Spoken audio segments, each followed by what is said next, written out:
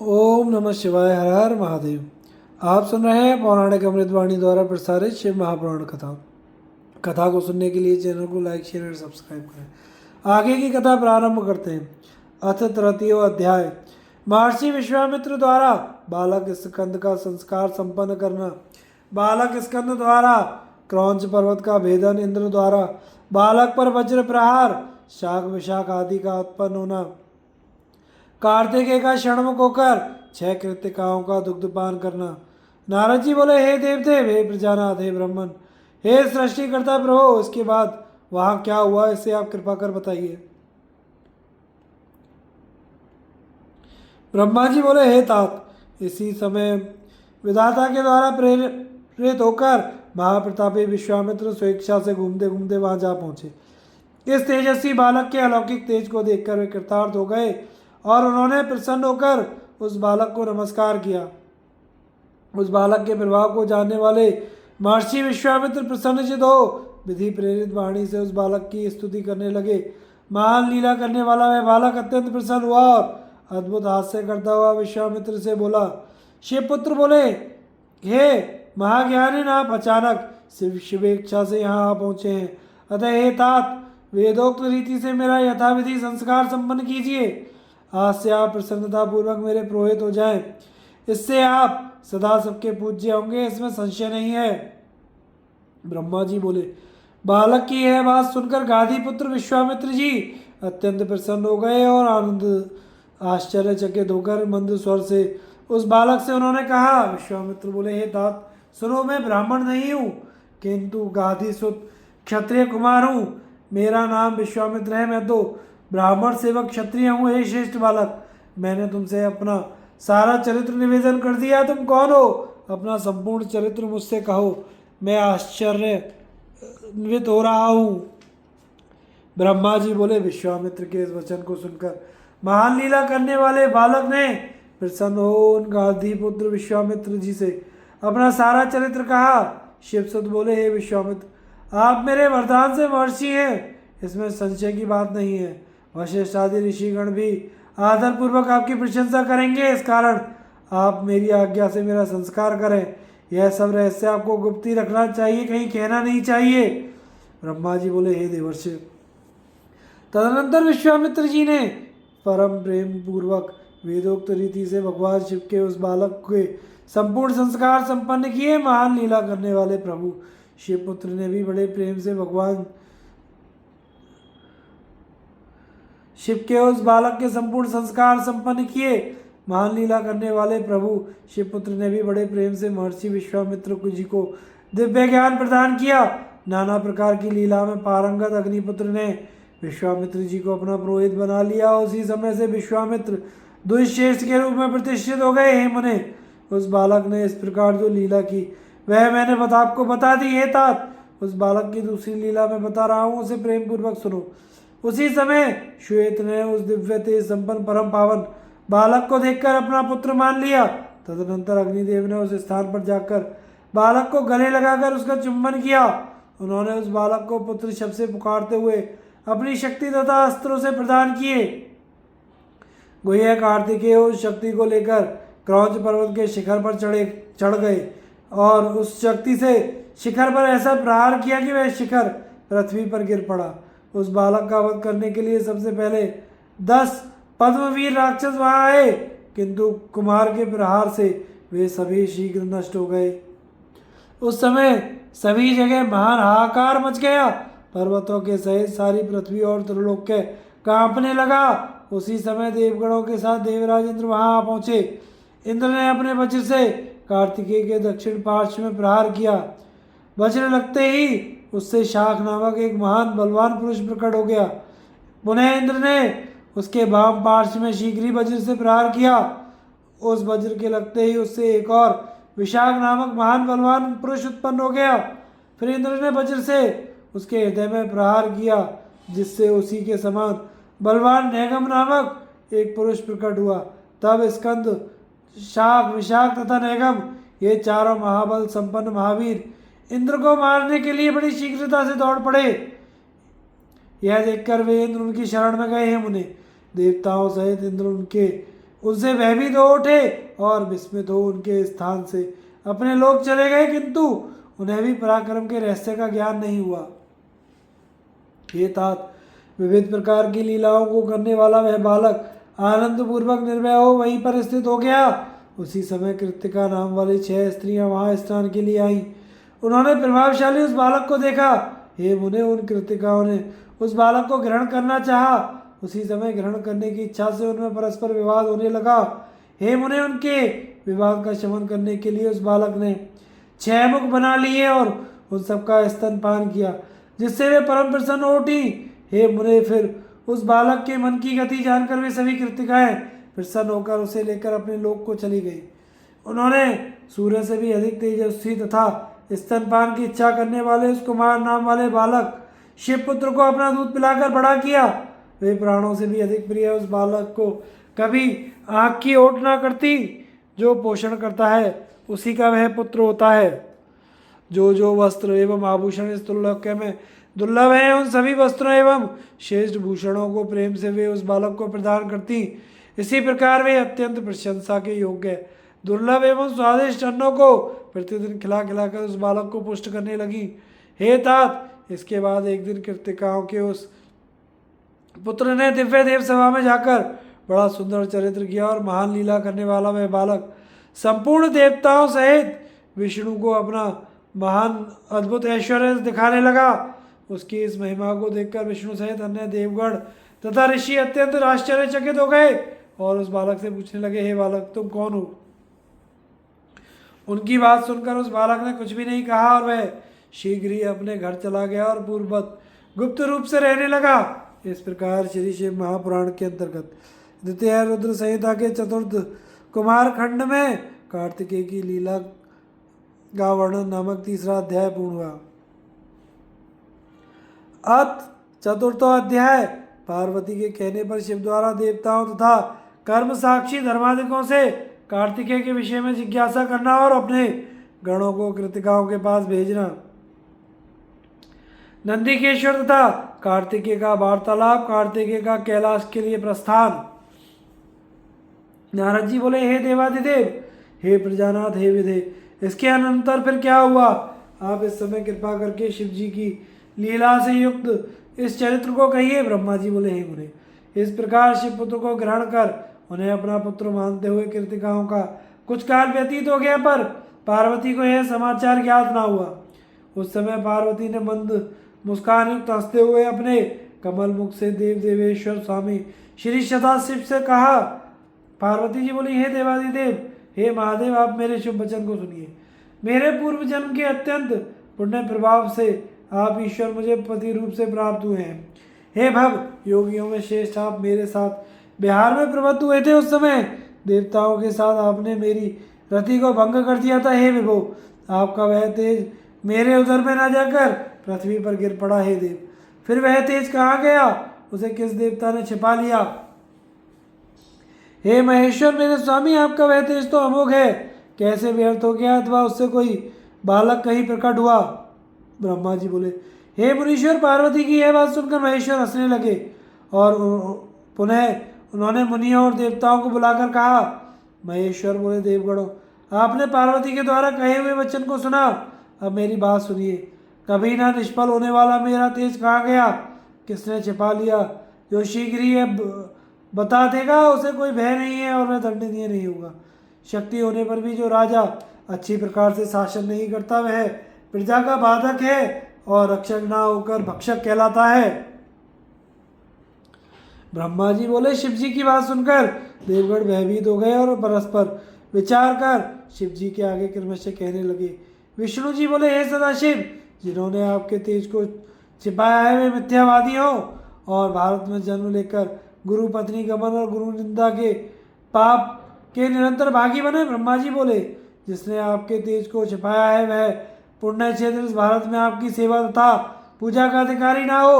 लोकपालों ने कहा, जिस पापी ने पतित होने के कारण भ्रम से आपके तेज को छिपाया है वह चोरी के पाप का भाजन बने और अपने कर्म से सदैव दुख को प्राप्त करता रहे। देवता बोले, जो मूर्ख प्रतिज्ञा करके अपनी प्रतिज्ञा का परिपालन नहीं करता वह उस प्रतिज्ञा भंग के पाप का भाजन बनता है। वही पाप उसे लगे जिसने आपके तेज को छिपाया है। देव पत्नियां बोली, जो स्त्री अपने स्वामी की निंदा करती है और परपुरुष के साथ संबंध बनाती है, वह अपने माता पिता तथा बंधुओं से विहीन होकर उस पाप को प्राप्त करे जिसने आपके तेज को छिपाया है। ब्रह्मा जी बोले, देवाधिदेव महेश्वर ने देवताओं के वचन सुनकर कर्म के साक्षीभूत धर्मादि देवगणों को भयभीत करते हुए कहा। शिव जी बोले, हे धर्मादि देवगणों, यदि मेरे तेज को देवगणों ने नहीं छिपाया है तो बताओ, मेरे तेज को किसने छिपाया है? मुझ प्रभु महेश्वर का वह तेज अमोघ है। आप लोग तो संसार में सभी के कर्म के सतत साक्षी हैं। आप लोगों से कोई बात छिपी नहीं रह सकती। आप उसे जाने तथा कहने में समर्थ हैं। ब्रह्मा जी बोले, उस देव सभा में सदाशिव की बात सुनते ही वे धर्मादि कांप उठे और परस्पर एक दूसरे की ओर देखते हुए उन लोगों ने शंकर जी से कहा, भगवान शंकर का रतिकाल में भी स्थित रहने वाला तेज कोप के कारण पृथ्वी पर गिरा, वह अमोघ है, यह मुझे अच्छी तरह ज्ञात है। पृथ्वी बोली, मैंने उस असहनीय तेज को धारण करने में अपने को असमर्थ पाकर अग्नि को सौंप दिया, अतः हे ब्राह्मण, आप इसके लिए मुझ अबला को क्षमा करें। अग्नि बोले, हे शंकर, कपोत रूप से आपका तेज धारण करने में असमर्थ था, इसलिए मैंने उस दुस्सह तेज को कैलाश पर्वत पर त्याग दिया। पर्वत हिमालय बोले, हे लोक रक्षक परमेश्वर शंकर, आपके उस असह्य तेज को धारण करने में असमर्थ होने के कारण मैंने उसे शीघ्र ही गंगा जी में फेंक दिया। गंगा जी बोली, हे लोकपालक शंकर, मैं भी आपका तेज सहन करने में असमर्थ हो गई थी, तब हे नाथ, व्याकुल होकर मैंने उसे सरपत के वन में छोड़ दिया। वही बोले, हे शंभो, गंगा के पावन तट पर सरपत के वन में गिरा हुआ वह तेज तत्काल अत्यंत सुंदर बालक हो गया। सूर्य बोले, हे प्रभु, रोते हुए इस बालक को देखकर कालचक्र से प्रेरित हुआ मैं वहां ठहरने में असमर्थ होने के कारण अस्ताचल में चला गया। चंद्रमा बोले, हे शंकर, रोते बालक को देखकर भद्र का आश्रम की ओर जाती हुई कृतिकाएं उसे अपने घर ले गई। जल बोला, हे प्रभु, सूर्य के समान प्रभाव वाले अत्यंत तेजस्वी आपके रोते हुए बालक को कृतिकाओं ने अपना स्तनपान कराकर बड़ा किया है। संध्या बोली, उन कृतिकाओं ने आपके पुत्र का पालन पोषण करके कौतुक के साथ बड़े प्रेम से उसका नाम कार्तिक रखा। रात्रि बोली, वे कृतिकाएं प्राणों से भी अधिक प्रिय उस बालक को अपने नेत्रों से कभी ओझल नहीं करती हैं, जो पोषण करने वाला होता है उसी का वह पोष्य पुत्र होता है। दिन बोला, पृथ्वी पर प्रशंसा के योग्य जितने श्रेष्ठ वस्त्र आभूषण हैं उन्हें वे पहनाती हैं और स्वादिष्ट भोजन कराती हैं। ब्रह्मा जी बोले, उन सबों की बातें सुनकर त्रिपुर सुंदर शिव जी परम प्रसन्न हो गए और उन्होंने आनंदित होकर प्रेम पूर्वक ब्राह्मणों को बहुत सी दक्षिणा दी। पुत्र का समाचार सुनकर पार्वती अत्यंत प्रसन्न हुई और उन्होंने ब्राह्मणों को करोड़ों रत्न तथा बहुत सा धन दक्षिणा के रूप में दिया। लक्ष्मी, सरस्वती, मीरा, सावित्री आदि सभी स्त्रियों ने तथा विष्णु आदि सभी देवताओं ने ब्राह्मणों को बहुत धन प्रदान किया। देवताओं, मुनियों एवं पर्वतों से प्रेरित होकर भगवान शिव ने अपने गणों तथा दूतों को वहां भेजा जहां उनका पुत्र था। हे नारद, उन्होंने वीरभद्र, विशालाक्ष, शंकुकर्ण, कराक्रम, नंदीश्वर, महाकाल, वज्रध्वज, महोन्मद, गोकर्णास्य, अग्नि के समान प्रज्वलित मुख वाले दधिमुख, लक्ष संख्यक क्षेत्रपाल तथा 3 लाख भूतों, शिवजी के समान पराक्रम वाले रुद्रों और भैरवों तथा अन्य असंख्य विकृत आकार वाले गणों को वहां भेजा।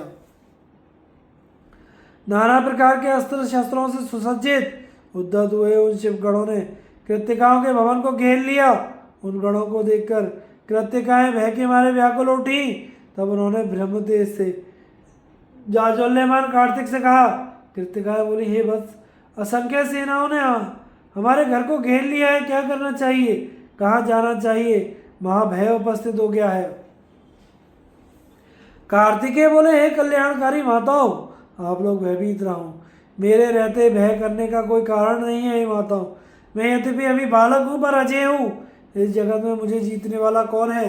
ब्रह्मा जी बोले, उसी समय सेनापति नंदीकेश्वर कार्तिकी जी के सामने जाकर बैठ गए और बोले। नंदीश्वर बोले, हे भाई, हे माताओं, जिस कारण से हम यहाँ आए हैं वह मंगलमय वृत्तांत मुझसे सुने। जगत के संहार करने वाले महेश्वर से प्रेरित होकर मैं आपके पास आया हूँ। हे तात, कैलाश पर्वत में महान मंगलदायी उत्सव में सभा में ब्रह्मा, विष्णु, शिव तथा सभी देवता विद्यमान थे। उस समय सभा में भगवती पार्वती ने लोक कल्याणकारी भगवान शंकर को संबोधित करते हुए उनसे तुम्हारा पता लगाने के लिए कहा। शंकर ने उन सभी देवताओं से क्रमशः तुम्हारी प्राप्ति का उपाय पूछा। उनमें से प्रत्येक ने यथोचित उत्तर दिया। उसके बाद धर्म एवं अधर्म तथा कर्म के साक्षीकृत सभी धर्मादि देवताओं ने भगवान शंकर को कृतिकाओं के घर में तुम्हें विराजमान होना बताया। पूर्व काल में शिव एवं पार्वती का एकांत स्थान में विहार होता रहा। फिर देवताओं के द्वारा अवलोकन करने पर शिव जी का वह तेज पृथ्वी पर गिर गया। भूमि ने उसे अग्नि में, अग्नि ने गिरिराज हिमालय में और हिमालय ने गंगा में फेंक दिया। उसके बाद गंगा ने अपनी तरंगों से शीघ्रता पूर्वक सरपत के वन में उसे फेंक दिया। उस तेज से देवताओं के कार्य करने के लिए प्रेरित समर्थ तुम उत्पन्न हुए हो। कृतिकाओं ने तुम्हें वहां प्राप्त किया। अतः इस समय तुम पृथ्वी पर चलो। भगवान शंकर देवगणों सहित तुम्हारा अभिषेक करेंगे। तुम संपूर्ण शास्त्र तथा शस्त्रों को प्राप्त करोगे और तारकासुर नामक असुर का वध करोगे।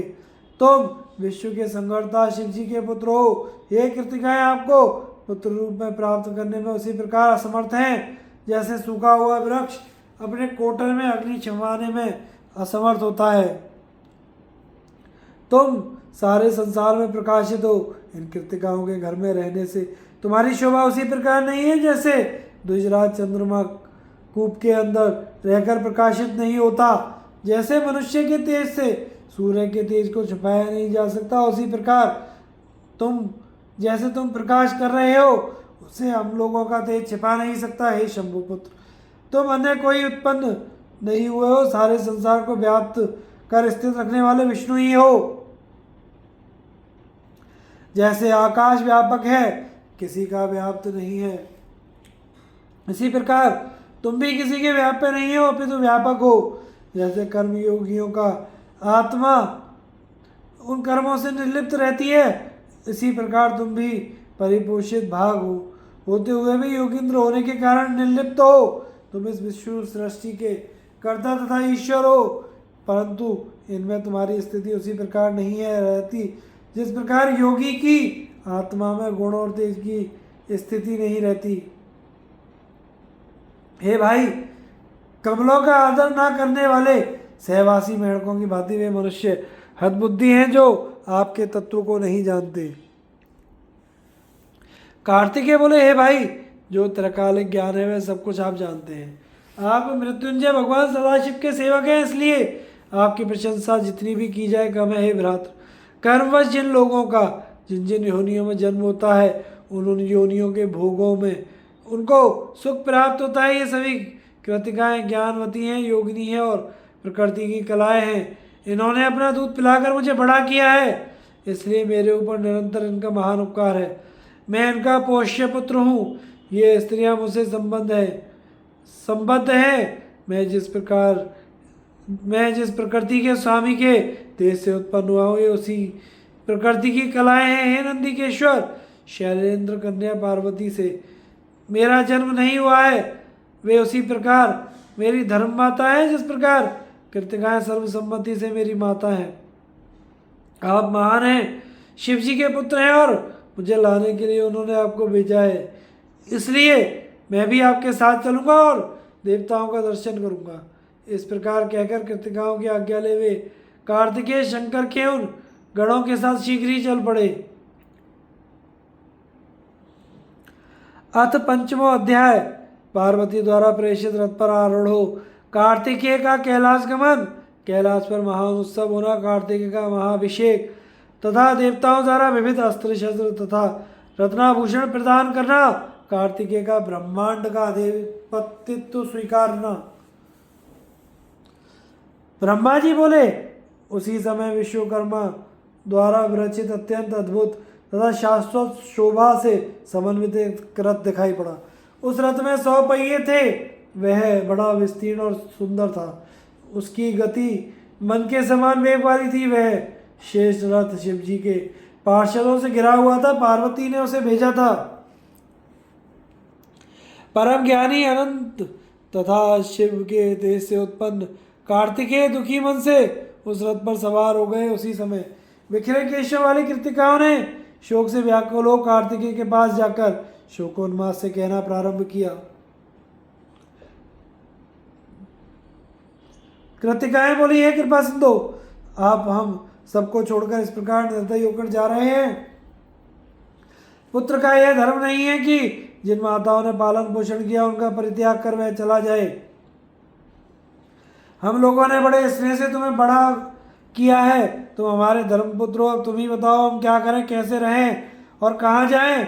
इस प्रकार कहकर वे सभी कृतिकाएं कार्तिकेय को अपने बख्श से लगाकर पुत्र की वियोग जन्य व्यथा से मूर्छित हो गई। तब कुमार ने आध्यात्मिक वचनों से उन्हें समझाया। हे मुने फिर उनके तथा पार्षदों के साथ रथ पर आरूढ़ हो गए। अत्यंत सुखदायी मंगलों को देखकर तथा सुनकर कुमार कार्तिकेय पार्षदों के साथ अपने पिता के घर गए। अपने दाहिनी और नंदी के ईश्वर से युक्त कुमार कार्तिकेय मन के समान वेग वाले रथ से कैलाश पर्वत पर अक्षयवट वृक्ष के समीप पहुंचे। विविध लीला विशारद शंकर पुत्र कुमार कार्तिकेय उन कृतिकाओं तथा पार्षदों के साथ प्रसन्नता पूर्वक वहीं रुके। उसके बाद सभी देवता, ऋषिगण, सिद्ध, चारण तथा ब्राह्मणों ने विष्णु के साथ शिव से कार्तिकेय के आने का समाचार कहा। उस समय शिव जी गंगा पुत्र कार्तिकेय को आया हुआ देखकर विष्णु, ब्रह्मा, अन्य देवताओं तथा सुरर्षियों के साथ प्रसन्नता पूर्वक उनके पास आए। उस समय शंख, भेरी आदि अनेक बाजे बजने लगे। आनंदित होते हुए देवताओं के यहाँ महान उत्सव होने लगा। उस समय वीरभद्र आदि सभी शिवगण अनेक ताल पर गाना गाते तथा क्रीड़ा करते हुए शिव के पीछे पीछे चले। स्तुति पाठ, स्तुति पूर्वक गुण कीर्तन करते हुए वो आग पीछे पीछे चलने लगे और प्रसन्न मन होकर जय जयकार तथा नमस्कार करने लगे और सरपत वन में उत्पन्न हुए उस शिव जी के पुत्र को देखने के लिए चले। पार्वती ने राजमार्ग को अनेक मांगलिक द्रव्यों से अत्यंत मनोहर बना दिया और पद्मराग आदि मणियों से पुर को चारों ओर से अलंकृत किया। वे पति पुत्र वाली सुहागिनी स्त्रियों के साथ लक्ष्मी आदि 30 देवियों को आगे कर कार्तिकेय को लेने चल पड़ी। शिव जी की आज्ञा से रंभा आदि दिव्य अप्सराएं सुंदर वेशभूषा से सुसज्जित हो मंद मंद हासपूर्वक नृत्य एवं गान करने लगी। जिन लोगों ने भगवान शंकर के साथ गंगापुत्र कार्तिकेय को देखा उन लोगों को लगा कि सारे जगत में एक बहुत बड़ा तेज व्याप्त हो रहा है। उस तेज से आवृत प्रताप स्वर्ण के समान दैदीप्यमान तथा सूर्य के समान तेजस्वी उस बालक कार्तिकेय की सबने वंदना की। उस बालक के सामने सभी लोग नमः शब्द का उच्चारण करते हुए अपना सिर झुकाकर हर्षोल्लास से भर गए। बाईं तथा दाहिनी ओर उन्हें घेर कर स्थित हो गए। हे नारद, मैंने विष्णु तथा इंद्र आदि सभी देवताओं ने कुमार को चारों ओर से घेरकर दंडवत प्रणाम किया। हे मुने, उसी समय भगवान शंकर तथा आनंद से परिपूर्ण देवी पार्वती ने प्रसन्नता पूर्वक उस महोत्सव में आकर अपने पुत्र को देखा। जगत के एकमात्र रक्षक सर्पराज का भूषण धारण किए हुए अपने प्रमथ गणों से युक्त साक्षात सर्वेश्वर सदाशिव पराम्बा भवानी के साथ बड़े स्नेह के साथ उस पुत्र को देखकर गदगद हो प्रसन्नता को प्राप्त हुए। उस समय शक्ति को धारण किए हुए कुमार स्कंद ने पार्वती एवं शिव को देखकर शीघ्रता पूर्वक रथ से उतरकर सिर झुकाकर उन्हें प्रणाम किया। परमेश्वर भगवान शिव ने प्रसन्नता पूर्वक कुमार का आलिंगन करके प्रेम पूर्वक उसके सिर को सूंघा। पार्वती जी ने भी आश्चर्य में पड़कर उस पुत्र को गले लगाया और स्नेहाधिक्य के कारण बहते हुए स्तन का दूध उसे पिलाने लगी। प्रसन्न देवताओं ने अपनी स्त्रियों के साथ कुमार की आरती उतारी और उस समय जय जयकार की महान ध्वनि से सारा आकाश गूंज उठा। अनेक ऋषियों ने, वेदों ने, उद्घोष से, गायकों ने गीत से तथा वाद्य यंत्रों के बजाने वालों ने वाद्यों से कुमार का स्वागत किया। कांति से दैदीप्यमान अपने उस पुत्र को गोद में धारण कर पुत्रवानों में श्रेष्ठ भवानीपति शंकर साक्षात शोभा से संपन्न हुए। इस प्रकार महान उत्साह संपन्न देवताओं तथा अपने गणों के साथ परम आनंदित कुमार कार्तिकेय भगवान शिव की आज्ञा से अपने भवन में पधारे। उस समय श्रेष्ठ देवताओं एवं ऋषियों से बंधित तथा उनसे घिरे हुए वे दोनों शिवाशिव एक साथ परम शोभित हुए। इधर कुमार भी प्रेम से शिव जी की गोद में बैठकर खेलने लगे। उन्होंने उनके कंठ में लिपटे हुए बांसुरी नाग को दोनों हाथों से पकड़ लिया।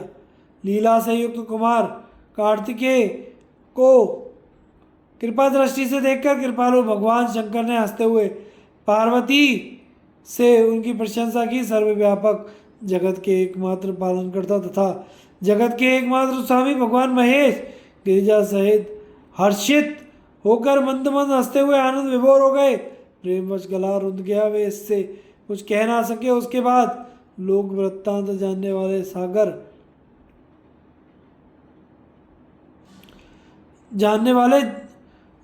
लोक वृत्तांत को जानने वाले जगतपति भगवान शंकर ने प्रसन्न होकर रत्नों से जड़ित रमणीय सिंहासन पर कुमार कार्तिकों को बिठाया। फिर वेद मंत्रों के द्वारा पवित्र किए गए समस्त तीर्थों के जल से मूढ़ रत्न जटित 100 कलशों से उनको प्रसन्नता पूर्वक स्नान कराया। भगवान विष्णु ने उत्तम प्रकार के रत्नों से निर्मित किरीट, मुकुट, बाजूबंद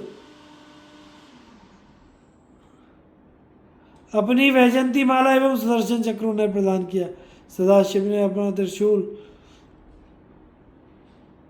पिनाक, धनुष, परशु शक्ति, पशुपतास्त्र, बाण, संहारास्त्र एवं परम विद्या कुमार को प्रदान की। मुझ ब्रह्मा ने यज्ञोपवीत वेद माता गायत्री, कमंडलु ब्रह्मास्त्र तथा शत्रुनाशिनी और विद्या उन्हें प्रदान की। देवराज इंद्र ने ऐरावत नामक गजेंद्र तथा वज्र प्रदान किया। जल के स्वामी वरुण देव ने श्वेत छत्र, पाश तथा रत्नमाला उन्हें दी।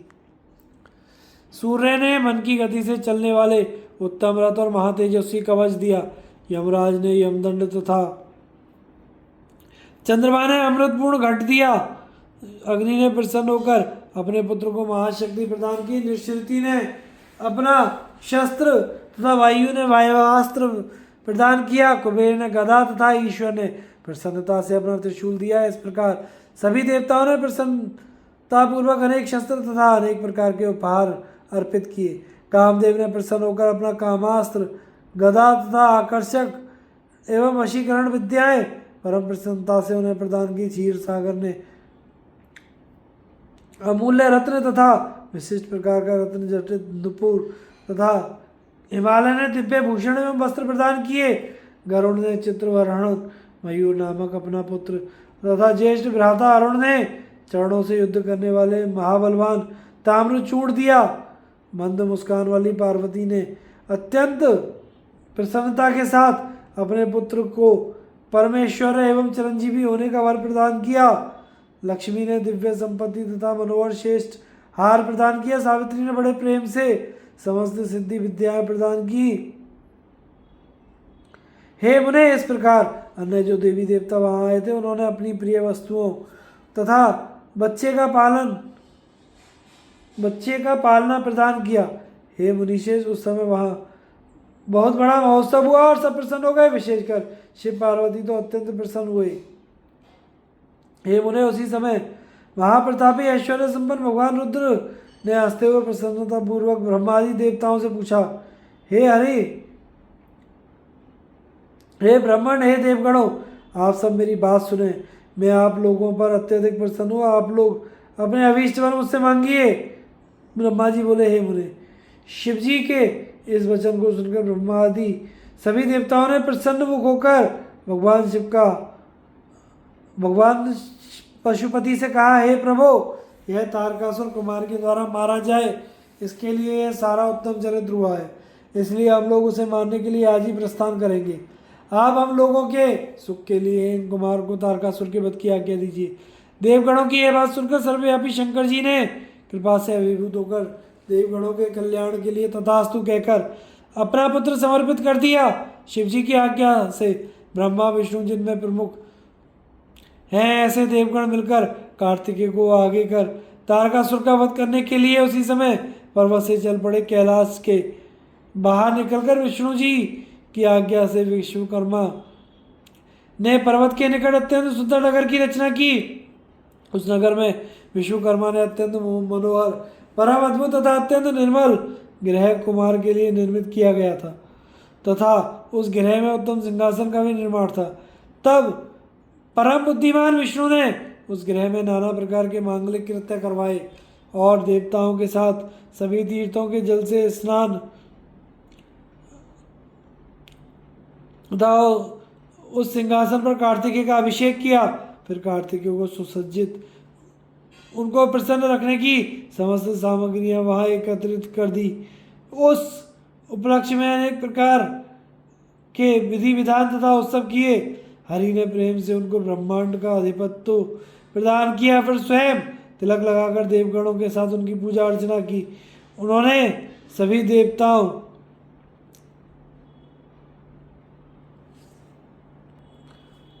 तथा ऋषियों के साथ प्रीति से कार्तिकेय को प्रणाम किया और सनातन शिव रूप उन कुमार की विविध स्तोत्रों से स्तुति की।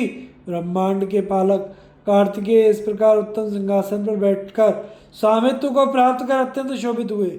इस प्रकार श्री शिव महापुराण के अंतर्गत द्वितीय रुद्र संहिता के चतुर्थ कुमार खंड में कुमार का अभिषेक वर्णन नामक 5वां अध्याय पूर्ण हुआ। आगे की कथा का प्रसारण हम अगले भाग में करेंगे। कथा को सुनते रहिए, चैनल को लाइक शेयर और सब्सक्राइब कीजिए। हर हर महादेव।